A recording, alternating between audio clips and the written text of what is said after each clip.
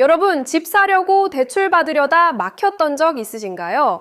정부가 집값 잡겠다고 대출을 꽉 조였는데 최근 이재명 대통령이 직접 나서서 이대로는 안 된다며 보완책을 내놓으라고 지시했다고 합니다. 오늘은 왜 대출 규제가 바뀌게 됐는지, 우리 일상에 어떤 변화가 올지 쉽게 풀어드릴게요. 먼저 대출 규제가 왜 이렇게 강해졌는지 궁금하실 텐데요. 집값이 너무 오르자 정부가 대출을 어렵게 만들어 집을 더 사기 힘들게 한 거예요. 그런데 이 과정에서 문제가 터졌습니다. 예를 들어 2년 전에 미리 분양받은 사람들도 정책이 바뀌면서 장음 대출을 못 받아 집에 입주를 못하게 되는 황당한 상황이 생긴 거죠. 그래서 대통령과 금융당국이 나섰습니다. 이미 분양받은 집의 잔금 대출은 예외로 인정해주는 방안을 검토 중이고 규제로 억울하게 피해보는 사람들을 줄이겠다고 약속했어요.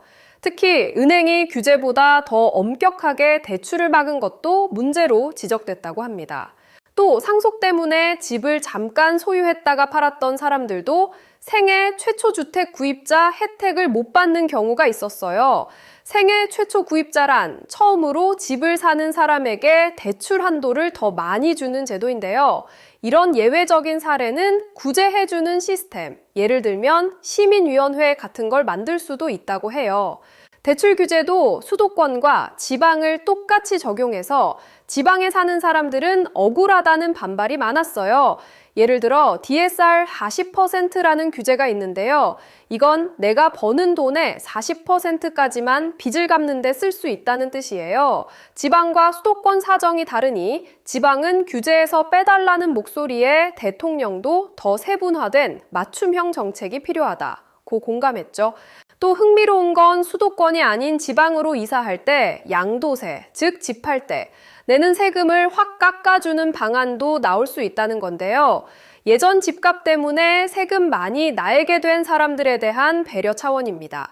다만 아직 결정된 건 아니고 검토 중이라고 해요. 반면 전세자금 대출은 더 까다로워질 수 있습니다. 전세 대출이 집값 폭등과 전세 사기의 원인 중 하나였다는 이유인데요. 앞으로는 대출이 더 어려워질 수 있지만 청년, 신혼부부, 생애 최초 전세 대출자 등은 예외적으로 지원하겠다는 방침입니다. 정리하자면 정부가 집값을 잡으려고 대출을 꽉 조였다가 현장의 목소리를 듣고 일부 규제 예외와 보완책을 고민하는 상황입니다. 여러분도 혹시 해당되는 사례가 있는지 꼭 확인해 보시고 앞으로 정책이 어떻게 바뀔지 주목해야겠죠. 오늘 소식은 네이버 랭킹 보도를 참고했습니다. 다음에도 쉽고 빠른 경제 뉴스로 다시 찾아올게요.